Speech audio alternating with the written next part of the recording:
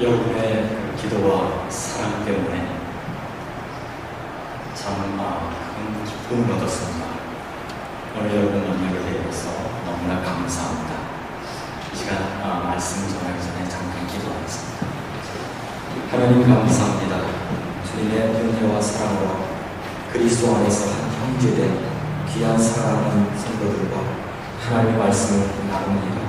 이 시간 주님의 보혈로 덮어주셔서 오직 주의 이름만 증거되게 하시고 오직 주의 이름만 높임을 받으시게 하시니 오늘 특별히 이 말씀을 통해서 우리 한 사람 한 사람에게 말씀하시는 주님의 음성을 들을 수 있도록 우리의 마음을 열어주시고 주님 오직 주님의 십자가만 증거되게 하여 주옵소서. 예수님의 이름으로 기도합니다. 아멘.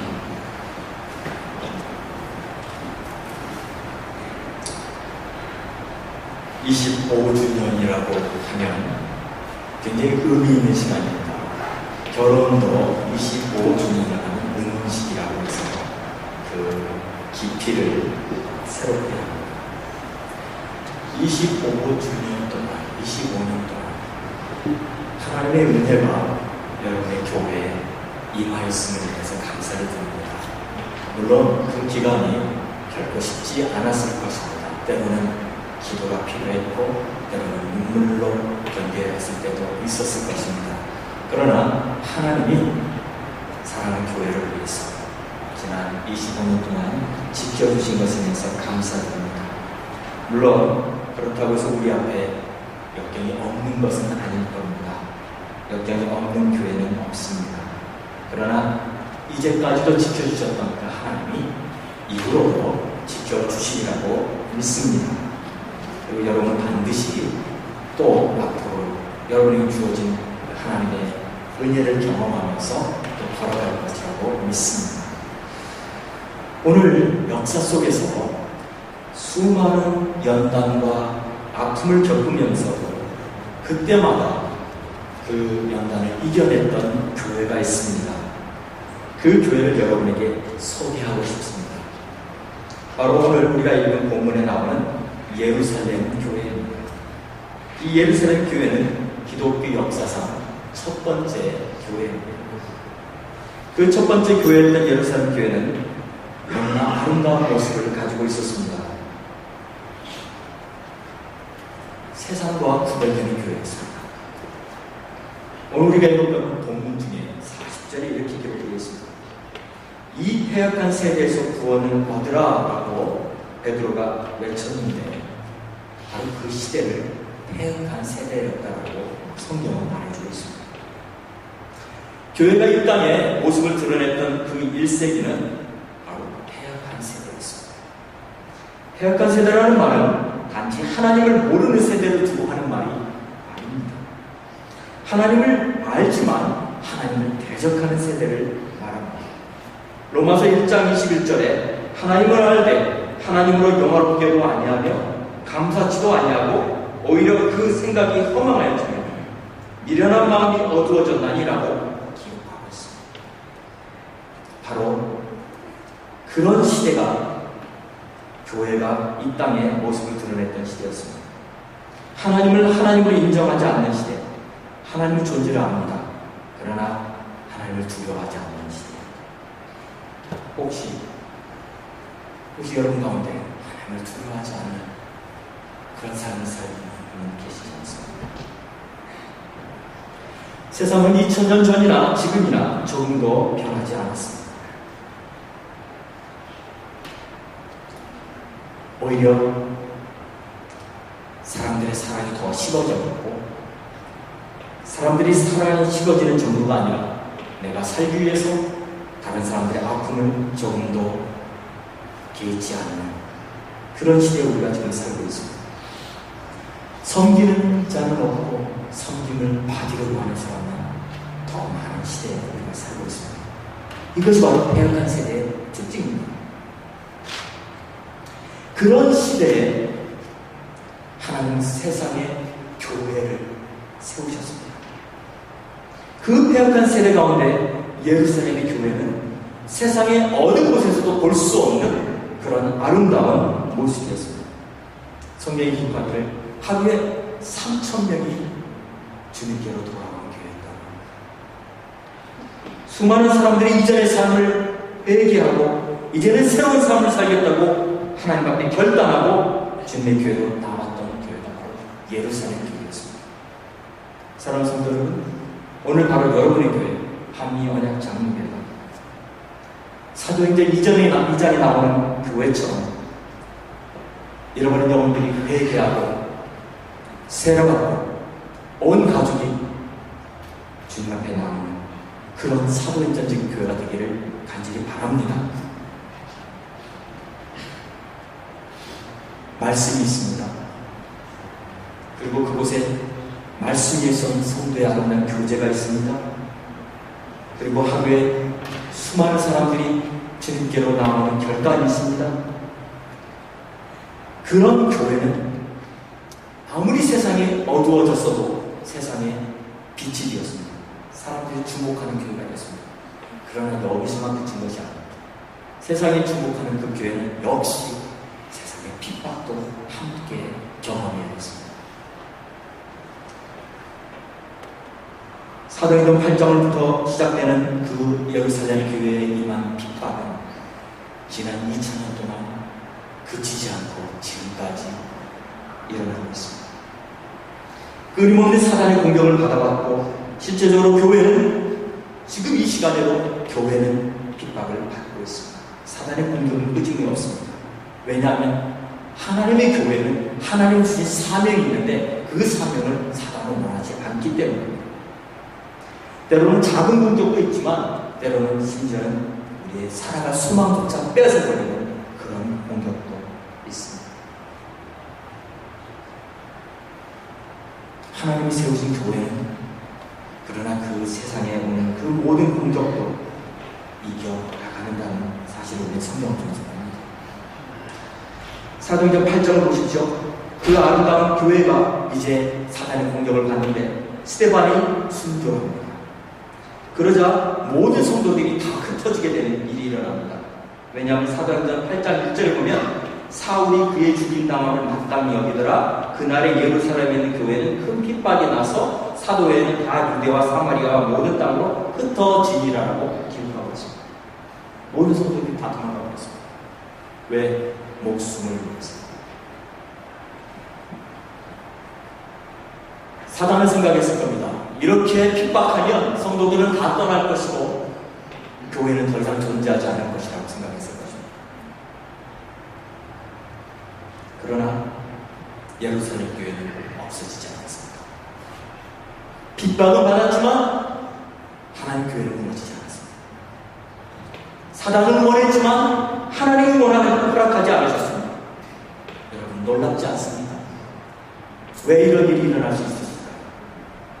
저는 이 말씀을 통해서 깨닫는 것을 여러분과 잠깐 나누려고 합니다.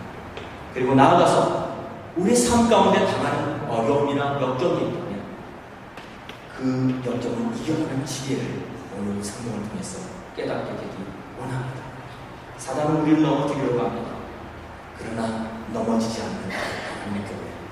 사단은 우리를 시험 들게 하려고 합니다. 그러나 결국 그 시험에 넘어지지 않는 하나님의 성도들. 바로 어떤 이유입니다. 첫 번째 이유는 바로 용납하는 힘이 있었기 때문입니다. 예루살렘 교회는 서로 교제하며 떡을 떼는 사랑의 공동체였습니다. 여기서 떡을 뗀다는 말은 함께 식하지 않는 모습을 보여줍니다. 함께 식하지 않는다는 것은 서로를 의미 있는 관계로 받아들인다는 것입니다. 서로를 용납할 수 있는 힘이 있는 공동체라는 것입니다. 예배를 마치고 함께 식하게 하는 전통은 우리 한인교회가 가지고 있는 아름다운 모습입니다. 이것은 바로 성경적인 모습입니다. 함께 음식을 나누는 관계라는 것은 다른 사람을 나와 동일한 지체로 받아들일 수 있는 마음이 없는 자들에게는 결코 일어날 수 없는 일입니다. 예수님도 항상 그분의 식탁에서 세리와 죄인을 함께 맞이하셨습니다. 오늘날 흔히 볼 수 있는 우리 가운데 아픔이 있습니다. 그것은 함께 식탁에 앉기를 원치 않는 관계들이 있다는 사실입니다. 우리는 다양한 이유로 서로의 마음을 담아주고 삽니다. 그런데 이것이 사단이 원한다는 사실을 우리는 아셔야 합니다.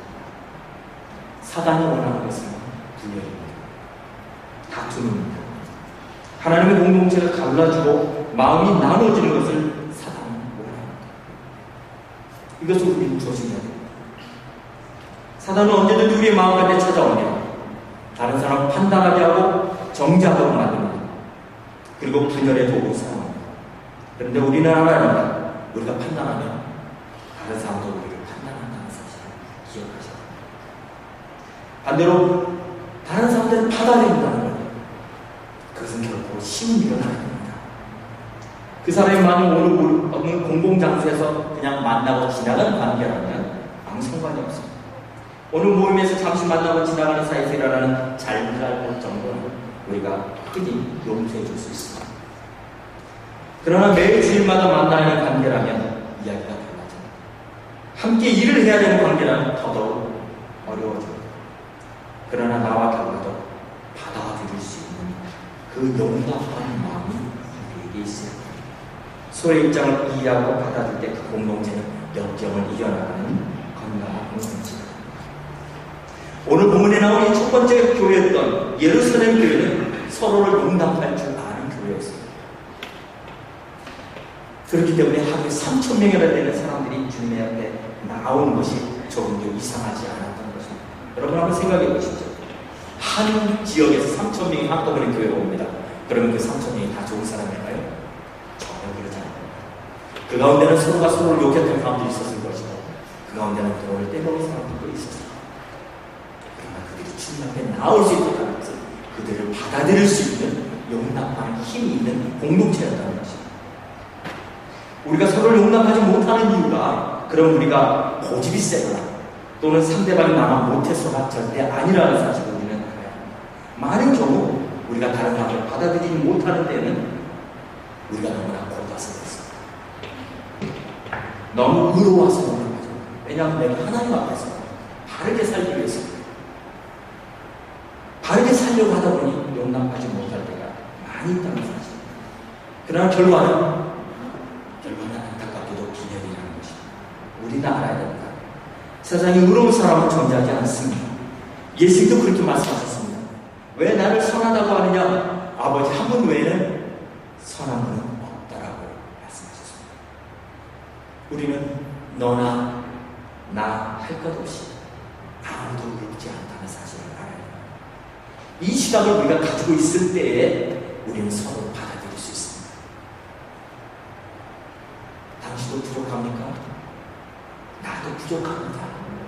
라는 그 시각이 있을 때에 우리는 서로를 받아들일 수 있고 그 공동체는 어떤 역경도 이겨나갈 수 있다는 사실을 말씀드리고 싶습니다.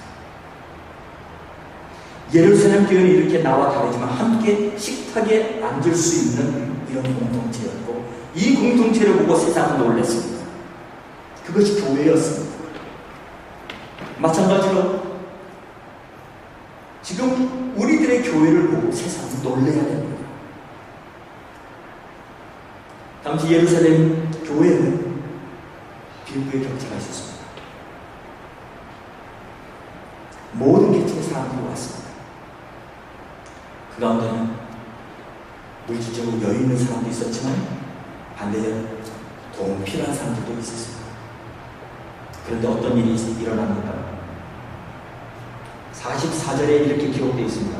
믿는 자들이 모든 물건을 서로 통용했다고. 예루살렘 교회가 핍박 속에서도 그 핍박을 이겨나고 살아남을 수 있었던 그 두 번째 이유는 바로 나눔과 헌신의 힘이 있었기 때문입니다. 예루살렘 교회는 나눔 공동체였습니다. 헌신 있는 공동체였습니다. 45절에 어떤 여유 있는 자들은 자신의 소유를 팔아 각 사람의 필요에 따라 나눠 주었다라고 성경합니다. 여러분 그러나 사실 이게 말이 쉽지 실천하기 참 어려운 겁니다. 내가 오늘 땀 흘려 일해서 버린 재화를 심지어는 때로 우리가 목숨을 내놓고 번 그 재물을 수 있겠습니까? 그런데 예루살렘 교회에서는 실제적으로 그렇게 한 사람들이 있었습니다. 바로 누굽니까? 바나바였습니다. 32절에 이렇게 나온다. 믿는 무리가 한 마음과 한 뜻이 되어 모든 물건을 서로 통용하고 제 재물을 조금이라도 제 것이라 하는 이가 하나도 없었다. 이건 있을 수 없는 일인데 있었어요. 이런 일이 세상에 존재하지 않는데 교회 안에 존재했습니다.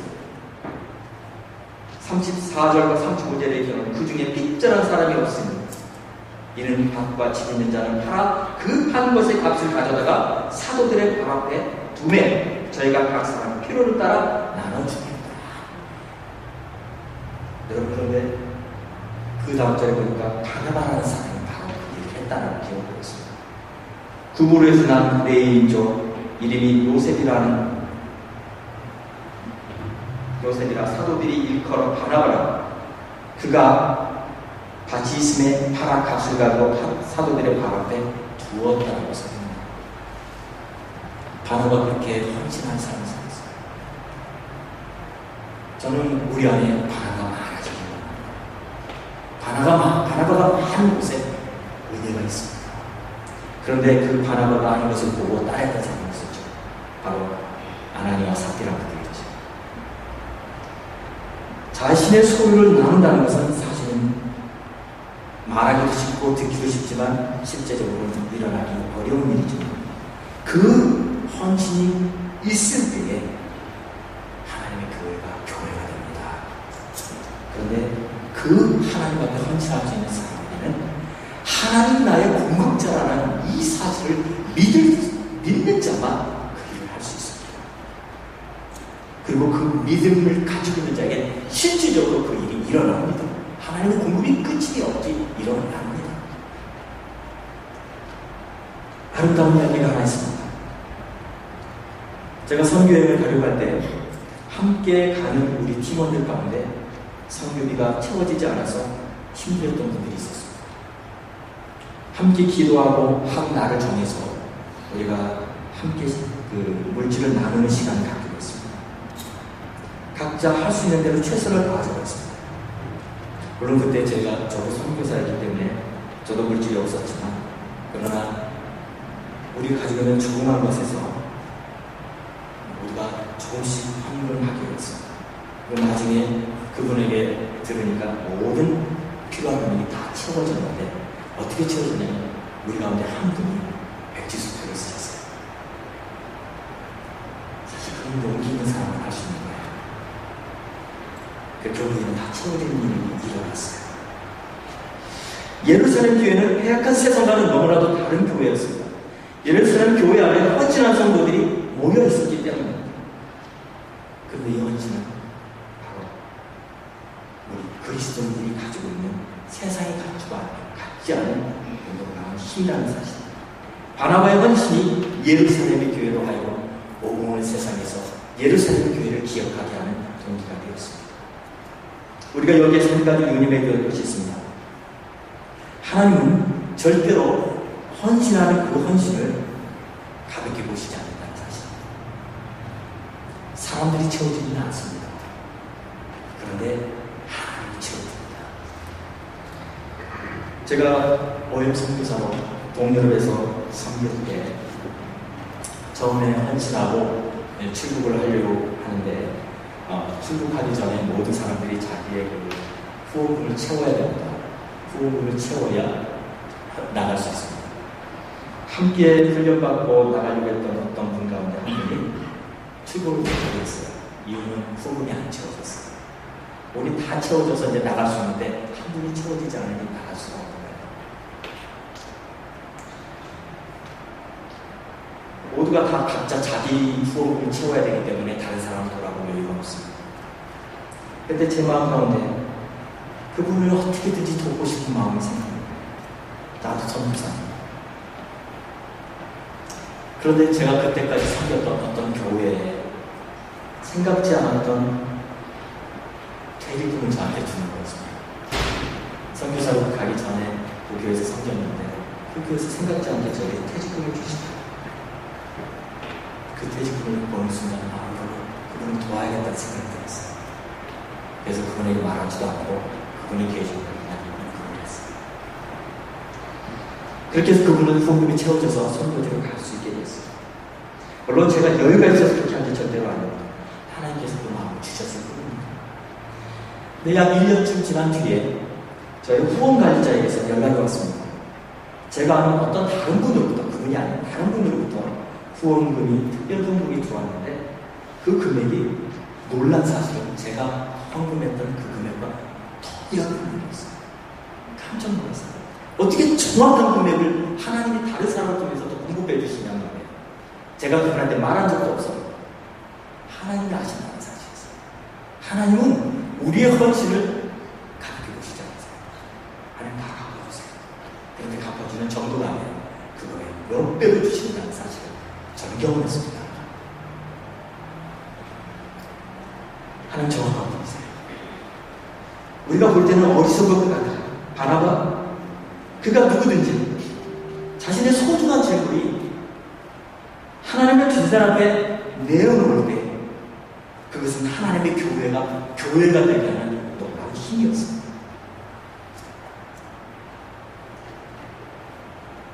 마지막으로 예루살렘 교회가 역경을 이루고 오늘까지 존재할 수 있었던 또 한 가지 이유는 바로 기도하는 힘입니다. 예루살렘 교회는 기도하는 교회였어요. 42절에 기도하기를 전혀 힘쓰니라라고 기록되어 있습니다. 이 말은 곧 깨어있는 교회라는 말입니다. 사도행전 11장 5절에도 보면 베드로가 감옥에 갇힙니다. 그런데 성경은 뭐라고 기록합니까? 교회는 그를 위하여 간절히 하나님께 빌더라라고 말했습니다. 예루살렘 교회는 기도하는 공동체였습니다. 여러분, 기도는 만사를 변화시키는 하나님이 주신 특별한 은혜의 도구입니다. 기도하는 자에게는 놀라운 축복이 있습니다. 그런데 반대로 기도를 하지 않는 자에게는 많은 것을 잃어버리는 어려움이 있습니다. 한번 제가 조용히 앉아서 요트에다 적어봤어요. 기도하지 않으면 어떤 일이 일어날까 내 삶에. 그랬더니 계속 생각이 나서 적었던 게 이겁니다. 기도하지 않으면 첫째는 판단력이 끌려집니다. 정확한 판단은 못 내립니다. 그리고 그래서 잘 되는 사업도 또는 잘 되는 사업도 갑자기 어려움이 좀 기도하지 않으면 괜히 분쟁이 일어납니다. 괜한 일로 서로의 감정이 상하게 됩니다. 기도하지 않으면 인간적인 생각이 나를 지배하게 됩니다. 내 자아가 살아요. 기도하지 않으면 하나님의 기름 부으심이 떠납니다. 하나님의 영광이 거기 머물지 않습니다. 기도하지 않으면 내 마음에 있던 기쁨이 사라져버립니다. 내 마음에 있었던 믿음도 사라져버립니다. 기도하지 않으면 감사가 끊어집니다. 그 대신 그 자리에 불평이 싹이 들어갑니다. 기도하지 않으면 순종이 안 됩니다. 믿음의 눈으로 볼 수가 없습니다. 염려, 걱정이 찾아옵니다. 길이 보이지 않고 모든 것이 다 막힌 것처럼 느껴집니다. 기도하지 않으면 말씀이 떠나오지 않습니다. 성경을 읽어도 가슴으로 오지 않습니다.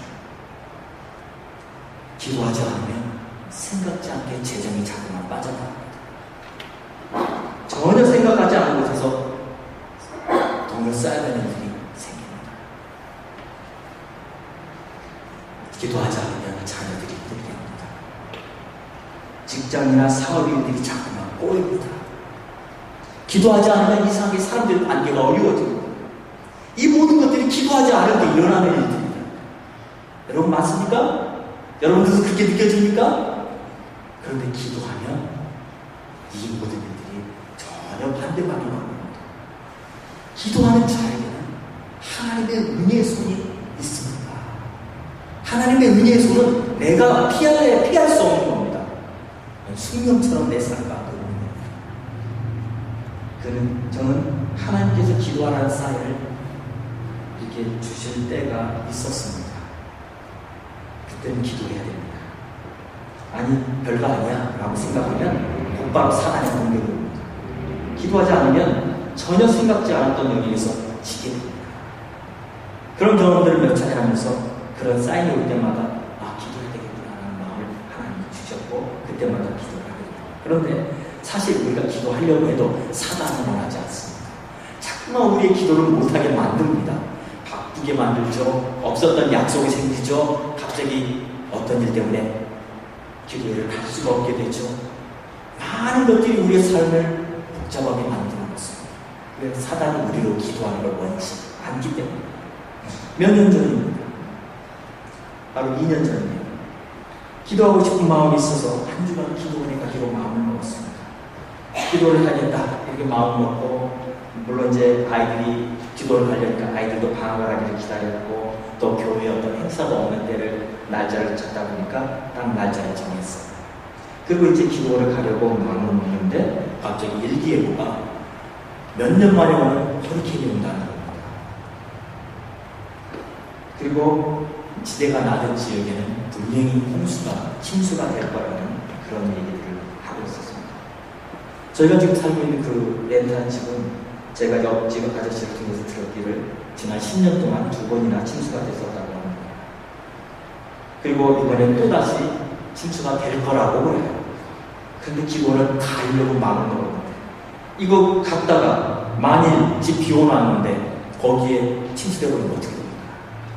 가야 될지 말아야 될지 고민을 하기 시작했어요.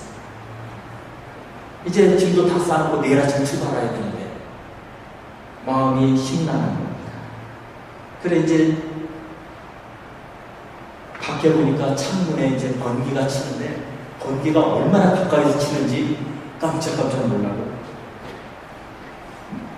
저녁에 불을 다 꺼놓은 집 안에까지 번개가 번쩍번쩍 칠 때마다 이건 정말 비가 많이 올 텐구나, 그런 마음을 갖게 됩니다. 그런데 이제 아내하고 둘이 같이 저녁에 큐티를 합니다. 아내하고 저 같이 읽었던 그때 본문은 사무엘하 22장의 말씀이었어요. 그날 본문입니다. 제가 14절에 읽었습니다. 여호와께서 하늘에서 뇌성을 바라시며, 그런데 갑자기 하늘에서 구구구 하면서 천둥이 치는데 너무나 가까이에서 들리는 거예요. 저희 아내가 15절에 있습니다. 살을 날려 저를 흩으시며 번개로 하셨다. 그런데 갑자기 번개가 뻥 치는 거예요. 깜짝 놀랐어요. 여러분, 그런 느낌 안 들었어요? 내가 있는데 그대로 일어나는 거예요. 하나님이 마치 이 성경을 읽고 있는 것 같아요. 나와 같이. 그런데 17절에 많은 물에서 나를 건져내셨다라는 말씀이 있었어요. 제 마음 가운데 하나님이 지켜주시겠구나, 이런 확신을 가졌어요. 우리 기도하러 가자, 어떤 일이 있어도 가자, 이런 마음을 먹었어요. 그런데 이제 큐티를 끝내고 둘이 잠자리에 누웠어요. 그때부터 비가 쏟아지기 시작하는데 천정이 부서져라 소리가 우두두두두두 하면서 온 밤동안 비가 쏟아지는 거예요. 잘 오겠습니다. 아니죠. 두렵기까지 했습니다. 정말로 침수가 될 거라는 생각이 들었어요. 그런데 아침에 일어났어요. 언제 그랬느냐 듯이 해가 아주 하나님 떠있고 모든 비를 다 막아버린 거예요. 하나님 지켜주시구나, 그런 확신이 들면서 이제 기도에 갔습니다. 하루 종일 운전하고 밤에 도착했는데, 그때부터 뉴스에서 엄청난 비가 위스콘신에 오고 있다는 소식을 보여주기 시작했습니다. 뉴스에서 보여주는 사진을 보니까 이미 어느 지역은 홍수가 나서 이미 차량들이 통제되기 시작했습니다. 큰일 났다는 생각이 들었어요. 저희 집 옆에 살고 있는 저희 큰아들의 친구에게 전화를 해서 한번 우리 좀 가보라. 그랬더니 저희 큰아들의 친구가 하는 얘기가, 자기네 집이 벌써 침수됐다, 자기네 집 옆집이 벌써 침수됐답니다. 근데 어떻게 할까? 돌아갈까? 그런 마음이 든다고. 아니야, 어젯밤에 분명히 하나님 말씀하셨어요. 많은 물 가운데서 지켜주신다고 약속하셨어요.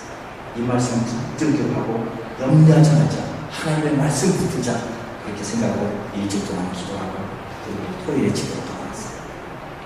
그런데 이렇게 돌아보니까 평소와 조금 더 다르지 않아요. 다만 잔디밭에 잔디가 전부 흙으로 덮여 있어요. 흙으로 덮여 있어요. 그리고 저희 집에 그 솔방울이 저 끝에 있는 나무가 하나 있는데 그 솔방울이 한가운데로 나타났어요. 뭔가 있긴 있었구나 라는 생각을 했지만 집 안에 딱 들어갔어요. 그랬더니 오히려 평소보다 더 드라이되어 있는 거예요. 우리 집 그 지하에 그 물이 약간씩 샜어요, 항상. 그런데 거기는 더 드라이되어 있는 거예요. 야, 아무 이상 안 있었구나. 별일 없었구나. 이렇게 생각하고 있었습니다. 그런데 다음날 바로 옆집에 있는 그 아주머니가 저에게 찾아와서 하니까 그분이 보니까 카페트를 뜯어내고 있어요, 지하에서. 그러더니 저를 만나더니 너 이거 어떠냐? 무슨 일인데? 우리 집 침수가 다 되고 있다고. 아니 우리 집은 아무도 두지 않은데. 그리고 하는 말이 다음부터는 자동차를 꼭 차고에다 넣어 그러더라고요. 자기네 차 다 침수됐대요. 그런데 가만히 생각해서 그 아줌마가 하는 게 근데 이상하다. 너희 집 우리 집보다 낮은데 지대가 우리 집 훨씬 더 낮은데 그러니까 너희 집이 우리 집보다 낮은데 왜 너희 차는 가만히 있냐? 저희 차는 침수가 안 됐어요. 한 개를 놓고 갔는데 나중에 보니까 그 집뿐만 아니라 이 옆에 왼쪽 집에 있는 집도 침수가 됐어요. 우리 집만 우리 집이 지난 10년 동안 2번 침수가 됐던 집인데 이건 사람의 말로 이해할 수 없는 일이죠. 하나님이 지켜주신 거예요. 여러분 그건 하나의 예입니다. 그 외에도 많은 간증들이 있지만 중요한 사실은 하나님이 기도하기 원할 때 하나님의 손이 보호해준다는 사실입니다. 여러분 그 외에도 우리의 삶 가운데 일어나는 많은 일 가운데 우리가 하나님에게 온전히 헌신하면 하나님 지켜주시더라고요. 정말 우리는 아무 길이 없다고 보여지는 그 순간에도 하나님에 엎드리면 하나님 그 길을 여시더라고요. 세상의 사람들은 길이 없다고 말하는 그 순간에도 하나님 우리가 완전히 엎드리면 하나님 길을 여시더라고요. 그게 하나님이시다. 예루살렘 공동체가 그런 공동체였어요. 하나님을 완전히 엎드리는 자들이었어요. 헌신한 자들